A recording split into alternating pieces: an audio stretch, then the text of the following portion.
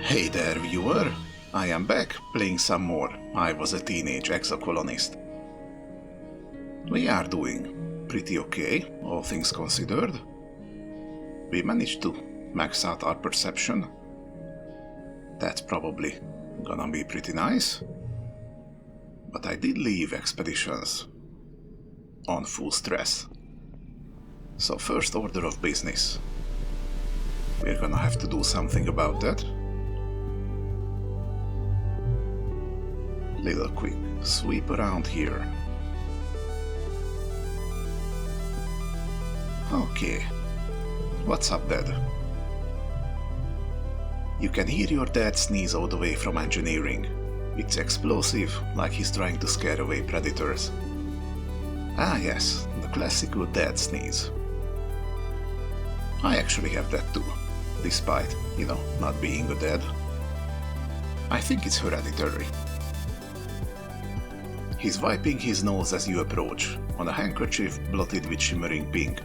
Lately, he's also surrounded by a fine dusting of pink pollen that clings to him wherever he goes. You keep brushing the glitter off things in your quarters. He gives you a hug, then brushes pollen off your shoulder, laughing self-consciously.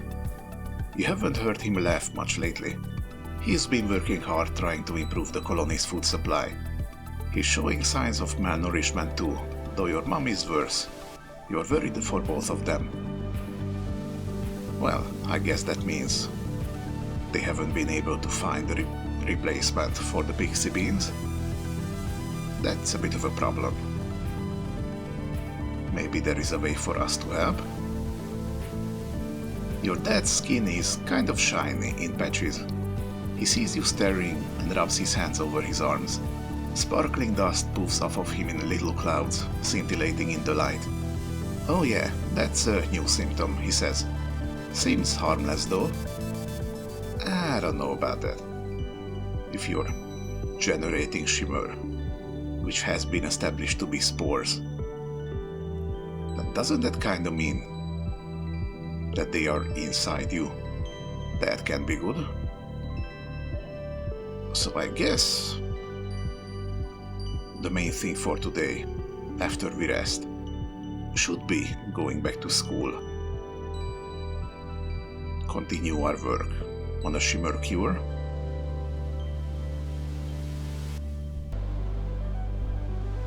Yeah, first of all, you should be wearing your mask if you're gonna be outside at all. And hide this beautiful face. Your dad laughs, rubbing his nose. Especially now that it sparkles. Okay, first of all, you're not a vampire. So your argument is moot? He makes a big show of checking his pockets. Huh, I guess I must have left my respirator back in the greenhouse. Why can't he just take care of himself? Your dad sniffles. Gosh, I feel like someone stuffed the whole potato pod up my nose, he says. Like I could just poke a stick up there and pop fresh potato juice. Ugh, gross. He just grins. What? It's true. You follow his gaze out to the fields and to the lands outside the gate. I wonder if the foragers could use an extra hand, he muses to himself. Yeah, maybe I'll join them out there tomorrow. Neither of your parents are taking proper care of themselves. They're so stressed out from the poor harvest and low food supplies. They try not to let you see it, but you can tell. Maybe your dad is right. A little seasonal illness is nothing compared to the danger of running out of food. Well, technically the pixie beans were edible in the short term, so there could be a little for the adults maybe, as emergency supplies. And have the kids eat the rest? Maybe like for a year or so. I have a feeling that would be doable. You visit Kel and Socks before your work shift one morning, just to check up on them. As you expected, Kel has Socks out for her twice daily playtime. Hey Sol, he says, waving. Look what I taught Socks to do. At his gesture, Socks stands up on her hind legs and wiggles her upper body at you, like she's waving too. It's impressive. I forget, do we know how many legs Socks has? Because depending on how big she is, and whether you designate only the hindmost pair of legs as her hind legs, it is actually quite impressive. Who's a smart girl? You are. Do we even know if it has a gender? Or did we just arbitrarily decide it has one? Next, Cat gestures in a circle, and Socks curls up in a ball. Then he raises both hands in the air like a scary monster, and Socks rears up and chitters menacingly. Cal says pew pew, and Socks rolls over and sticks all of her feet in the air. You count at least 14 legs. Wow, that is quite a big caterpillar then. How do you find food for her? Cal looks distressed. It's really hard, he admits. She eats so much right now. Tons of leaves and grasses, and those rocks, of course. I think she swallows them all together and chews it up in her guts, like a float cow. Her teeth look like they go all the way down her throat. I don't know if I can keep hiding how much food she eats though, Cal says sadly. And what happens when she outgrows the box? Socks clambers up Cal's arm, almost toppling him over with her weight, and curls up across his shoulders like a scarf. She looks seriously heavy. Well, people hardly use this barn anymore, Cal says, adjusting her weight. It's just storage. Maybe she can live in the rafters. You're pretty sure your mom comes in here often, as the head of geoponics, but you hold your tongue. Socks hasn't been discovered yet. Maybe she's really good at hiding. Does she get lonely? Cal says, looking down at the ground. I think so. She used to sleep all the time, but now she needs to run around and climb a lot more. I still come here every morning and evening to let her out, he says defensively. And she goes back into her box right away when I tell her. She's a good dilly pillar, I promise.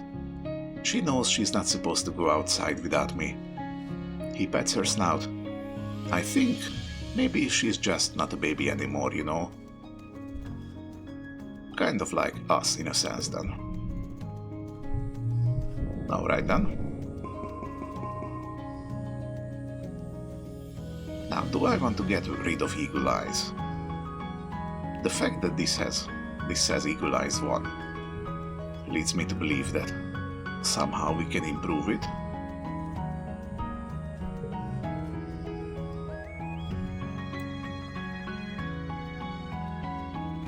And I also kinda want to keep these rainbow cards. Of course they're useful everywhere. Okay. Keep your memories. You're at lunch with your parents. Sliced soy cakes and watery broth again. Great. When they put down their cutlery and look at each other, then you. Uh-oh. Sol, your mom says, there's something we should tell you. We've tried to shelter you from some things, but we think you should know why we've been working so hard in geoponics.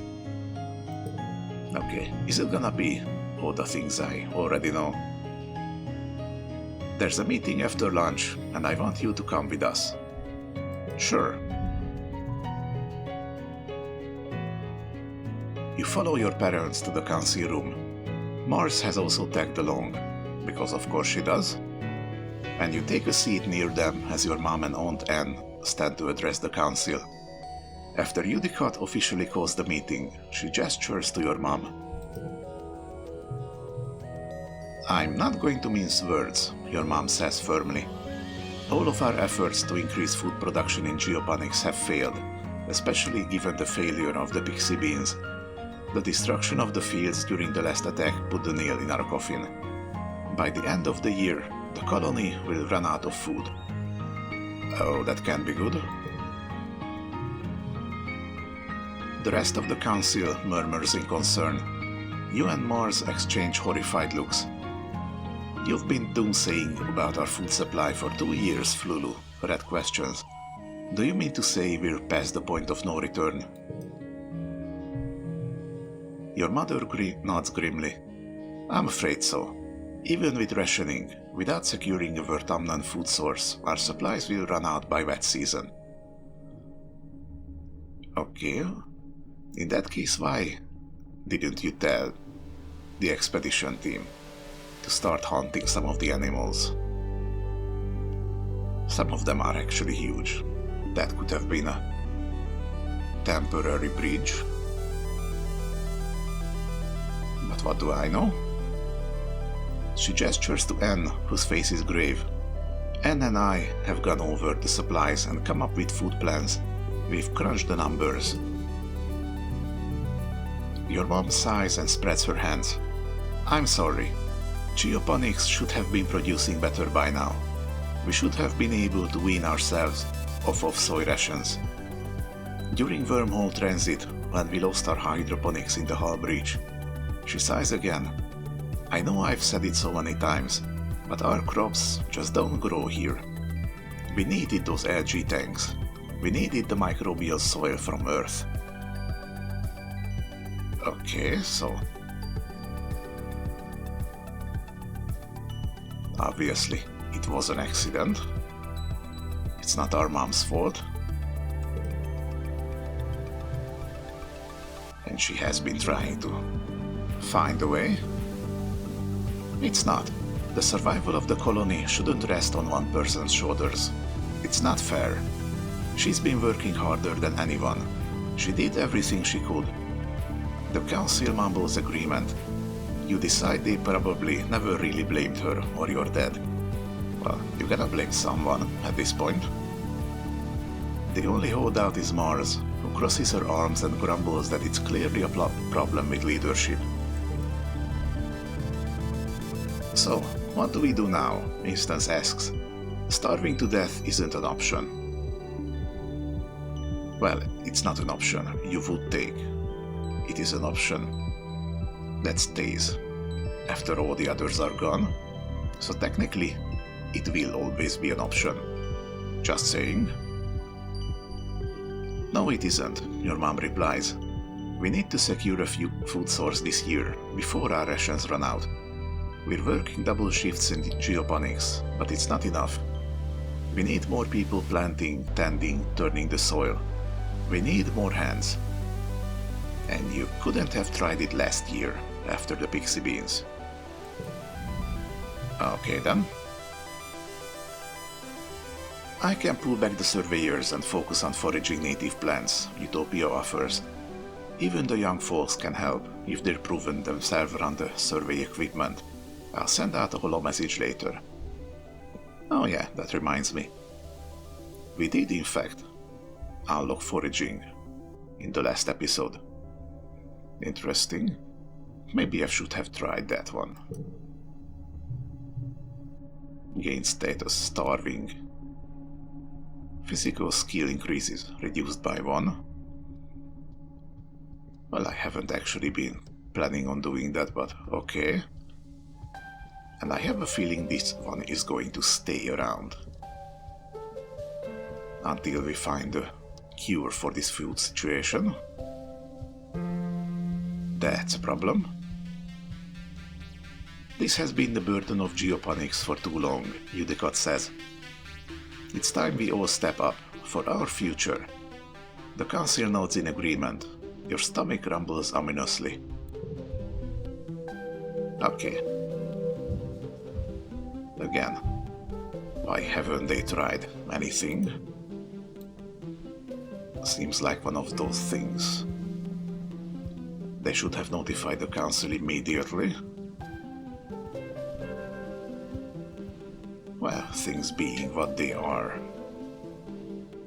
I do have, I think, one or two more months of this enlightened buff. So let's make use of that. Wait a moment.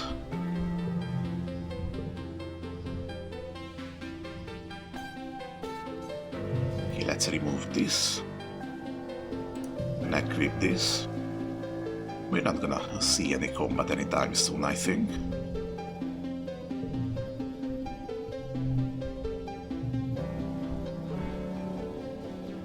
Okay, we could register for engineering classes. I think we're a little too late for that. Reasoning 10 to apply to be a tutor. I don't even know who we would be tutoring.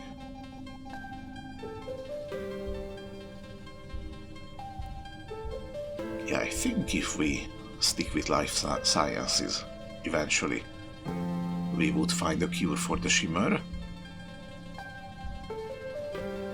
which might be a good thing to do, you know, if we don't want our dead to eventually die from all this exposure. Yeah, let's do that.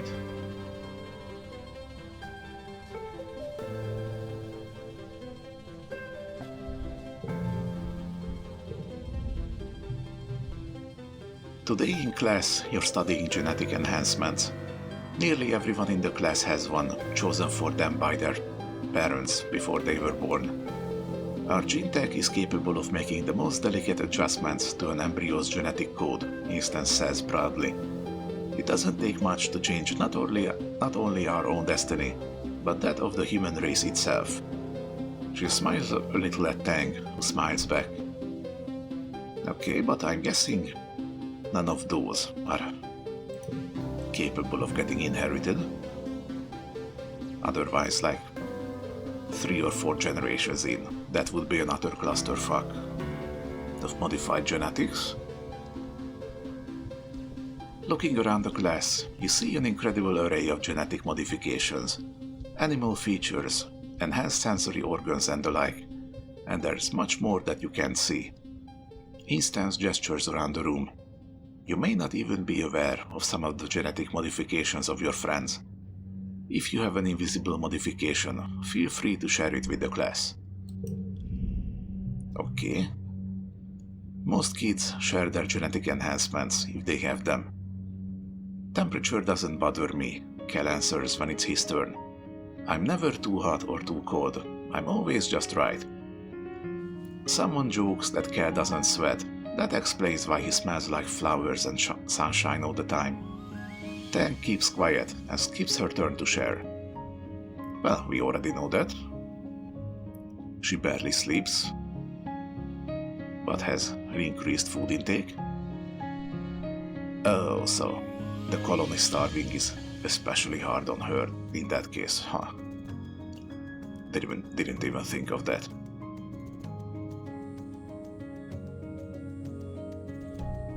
It's not secret. Tang already told us. She just doesn't want to tell it to everyone. So let's say this one. Cal sniffs his own armpit and laughs. Like flowers? I guess a little, he says. I think I smell like being outside.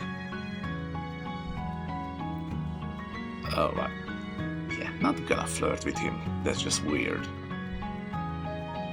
Who needs showers when you have the rain? Yeah, let's keep it safe and friendly. That's what I'm saying, Cass says, giving you a fist bump.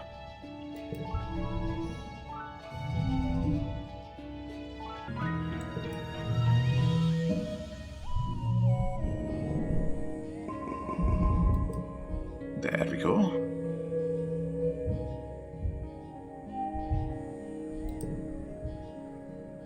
And maybe let's do it again.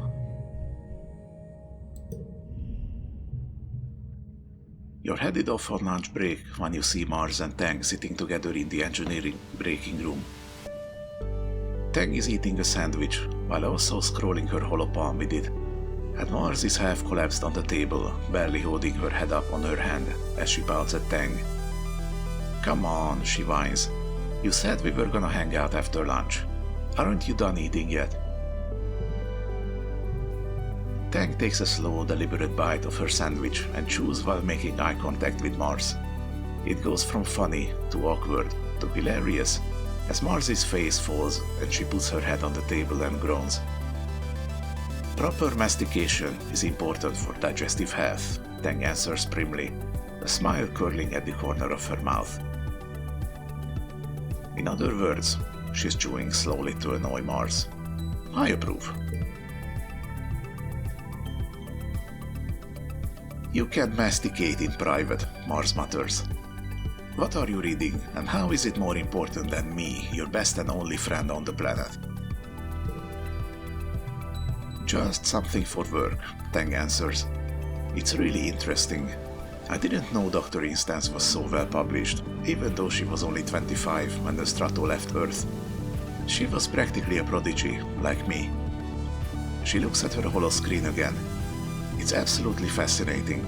We're so lucky to have such an accomplished researcher here on Vertamna. Okay, I don't have the reasoning to actually understand what she's reading. Okay then. You sit down at a different table to eat your lunch. But you didn't have to actually leave them alone completely, you know? You've been eating for like half an hour, Tang. Come on, Mars says, pulling her hands down her face. Please, can we go do something fun before some rampaging Zeno eats us? We're both too pretty to die of boredom. But you're not too pretty. To die of something else, I take it? Tang smiles. You think I'm pretty, Mars? She asks, seeming genuinely curious. Mars sets her hand on top of Tang's. The prettiest, she swears, her other hand over her heart. Even prettier than me. Well, I mean, I win in the looks department, but I think smart women get like extra points. Okay, I'm not gonna argue with you on that. Tang says, putting her hand on top of Mars's hand and leaning in to fix Mars with an unusually flirtatious expression. Yes, do tell me all about my great beauty, she deadpans. It's all I live for. Ah, Tang, so sarcastic.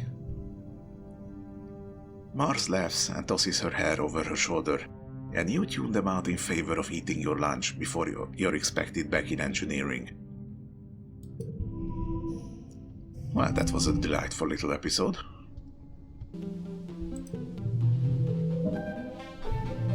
Ah, wonderful. We're getting so much biology here. Oh, very close to another.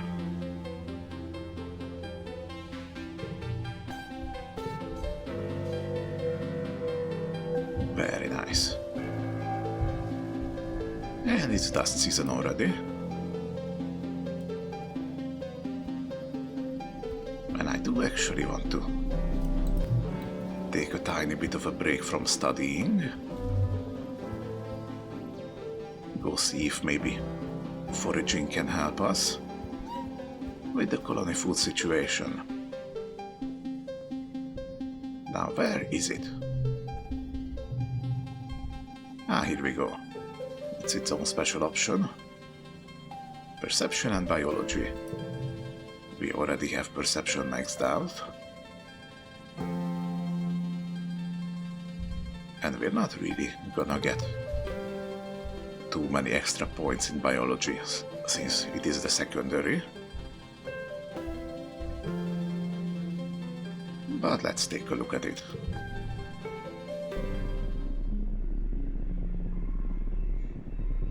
Oh wait, it's actually an exploration. I didn't know that. I thought you would just get a bunch of food.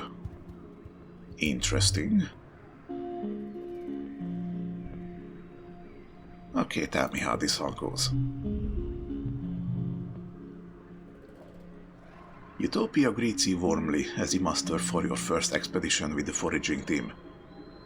Sol, I'm glad you could make it. We need everyone we can get out here right now, boosting our food supplies. Indeed. I'm ready to sniff out those tasted. Good luck hunting out there, she says, handing you an oversized backpack. More like a basket than a pack. Use your holopalm to identify edible and medicinal plants, and just throw them in here. I'll sort them back at base camp. Oh, and keep on the lookout for creatures. It's pretty peaceful out there in the valley, but even a little bug will get you if you're not careful. Go slow, pay attention to your surroundings. If you're unsure about something, don't approach it. Stay on the path and don't get lost. We don't call it the Valley of Vertigo for nothing. Alright then. Wow, we can even flirt with her. Yeah, I suppose that's one thing that puberty does to you. I never liked that aspect of growing up myself.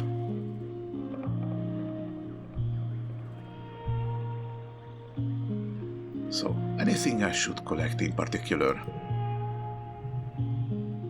Utopia shows you how to use your holopalm to determine if something is edible. There's a whole category on your holopedia, including photographs and scientific names. It's mainly plants, though there are some minerals and other things that don't look edible at first glance. There's a lot out there we haven't found yet, she says. Document anything you find that looks like it could be useful, but don't put anything in your mouth until you check with me first. Even if it looks edible, it might be a lookalike. Even the plants are sneaky. Okay, that's actually pretty solid advice. You're about to leave when Utopia snaps her fingers. Hold up, Soul. We're also investigating some species we might domesticate. Those we'll want to tag and capture.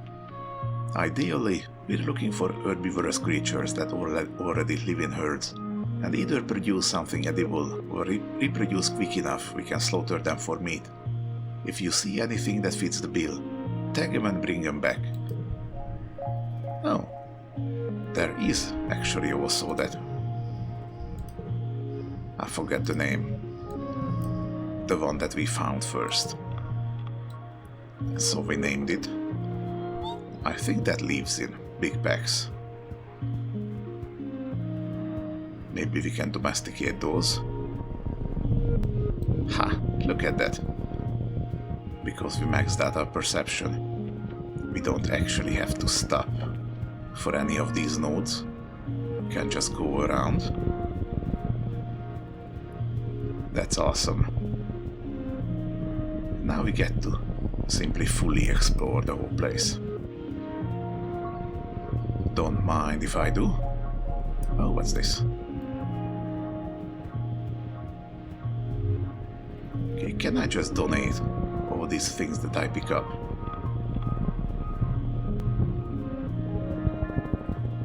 I already have.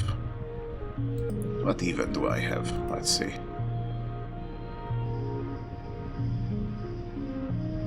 It's not too much. But it's already a pretty sizable haul. Gonna come back to you in a minute. That's the big event. That usually marks the end of an expedition. I want to actually take a look around before I do that. Wow, they weren't kidding. This place really is vertigo-inducing. Oh hey, another event. That's strange. I don't think we have seen an expedition that had multiple events. And since this one had the eggs around it, maybe we actually learn where these eggs come from. That would be nice. Okay. You're alone, exploring an unmapped area of the Valley of Vertigo. The pollen is thick here, and your air filter is overworked. A warning light has been flashing orange for the last 10 minutes. Oh, that's not good. But there are plants here that you've never seen before. Flowers with intense rainbow hues, and strange lumps of fungal matter which pulse as if they're breathing. You got some samples. Utopia will totally give you extra kudos for these. Sure, if they are useful at all. The pollen is especially thick up ahead, deep fuchsia and shimmering with color. Everything here seems to dance with tiny flecks of reflected light. It's kind of magical.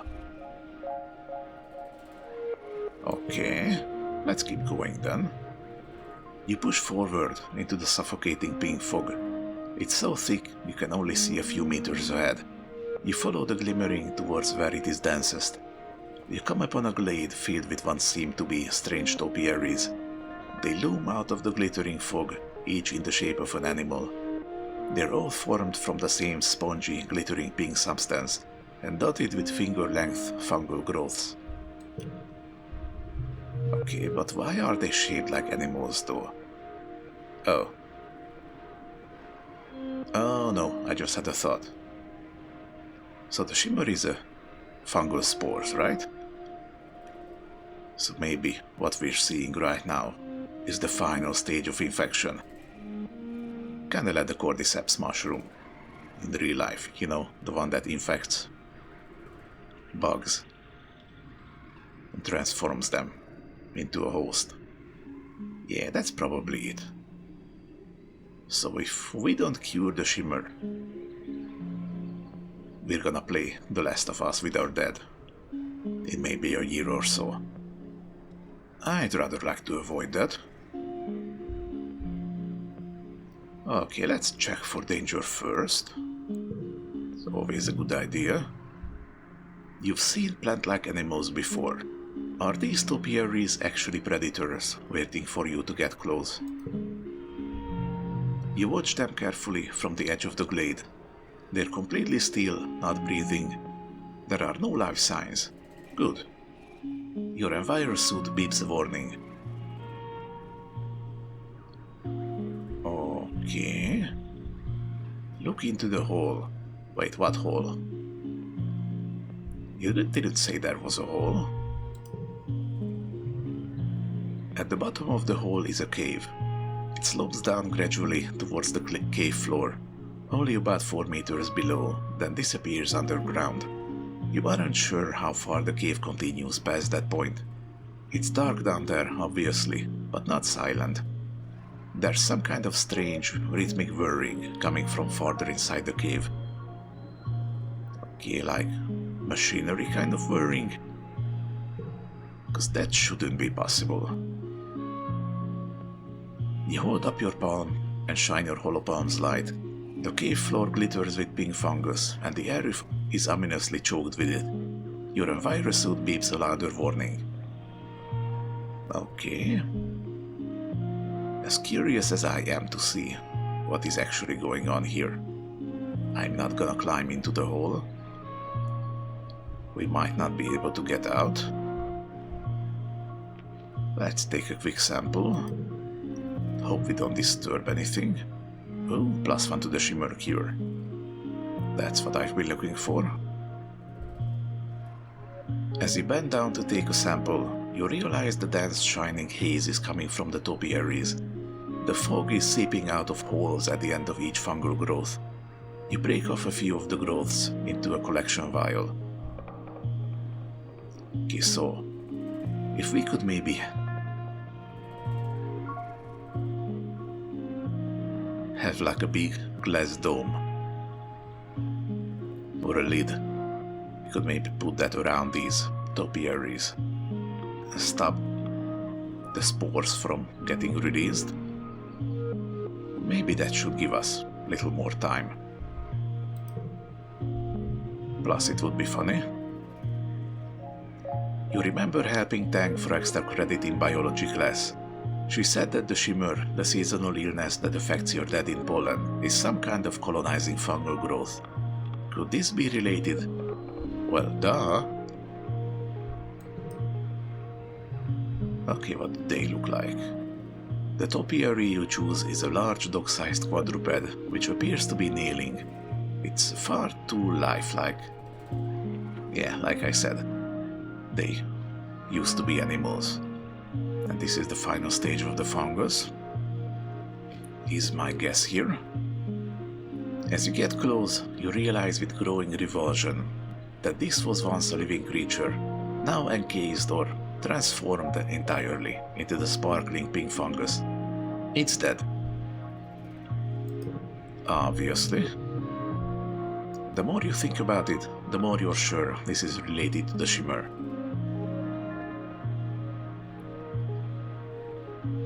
Yeah, okay, gonna be a little covered here and not get into the hole. We can probably come back here another time. As you turn to leave, your filter light begins flashing red and an alarm sounds inside your helmet. You realize with horror that you've been in the dance pollen too long. Uh-oh. You start sneezing as the sparkling dust seeps into your breathing mask. It feels like tiny knives in your sinuses and a heavy choking pain in your lungs. Oh, that can be good. You lurch back towards the checkpoint. Barely able to breathe, your helmet is so clogged that you don't think air is getting in at all. You can see it clearly, as if seeing a vision. If you take your mask off, surely you'll be able to breathe better. Something in your terrified brain clings to this idea. If you just take off your mask and breathe in the pollen, you'll be fine. Everything will be fine. Yeah, fuck no, we're keeping it on. No, don't go gently into that pink night. You're hyperventilating. You can't get enough oxygen through your cloaked filter. Darkness closes in from the edges of your vision, until you're seeing the world as if through a long tunnel. Okay, but can you make it though? As you near the checkpoint, Utopia runs out to help you. You instinctively turn back, unthinking, wanting to return to the fog, to those strange statues. You collapse in her arms. Several days later, you wake. You don't remember much, just a great choking heaviness in your lungs, and the world swallowing you up and closing over your head. You have snippets of conscious thought from the last few days, but it's hard to tell if it was a dream or not. Oh, look at this. It's super creepy. Ugh. But I do wonder if we can go back there. Oh fuck, we lost 5 toughness. Okay. Looks like we do get to keep whatever milestone we reach. Whew. That's okay then. And we're injured. Problematic. You remember Tammy sitting by your bedside, her cool hand on your forehead. But she's dead. That part must have been a dream. It feels like you had a fever once. Hot and sticky, achy all over, like you've been boiled alive. You're still terribly weak, and there is a pain in your chest, like someone has been sitting on it. It takes all of your energy just to breathe. You leave, but your body took a serious hit and may never be quite the same. Oof. Well, that was unpleasant.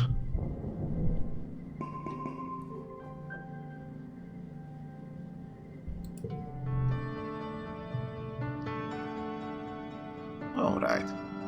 And I think I'm actually going to stop here. Next episode will be Vertomnalia. Thank you for watching. I hope you like this story. If you do, please give the video a like, really helps me with the algorithm. And as always, I hope to see you in the next one.